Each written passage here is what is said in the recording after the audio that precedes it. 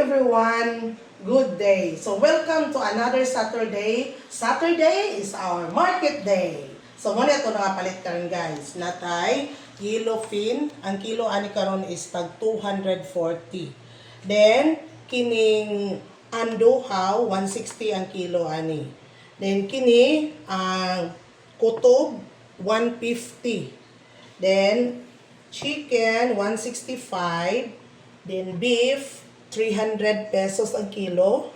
O kaning tahong shells 80 ang kilo ani. Then kining gusto is 70 pesos ang kilo. Then wala sa takaron nagpalit og kining mga isda sa bato guys kay ato sang gi-try ning lahi na pod nga isda kay halos every Saturday akong ginapalit yun is isda sa bato. So nag-try sa mi karon nga week nga di may mag-isda sa bato.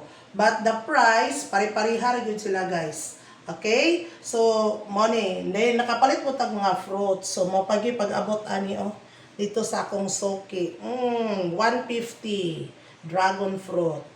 Then naputay buongon. Tag 80 ang kilo ani dito.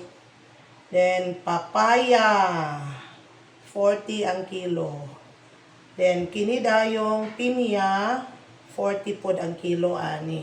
So napisaging this is 20 pesos. So mao na to mga palit karon guys.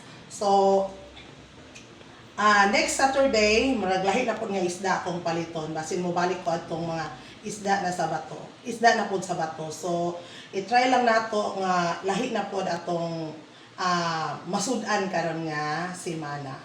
And that's all for today. God bless everyone and bye.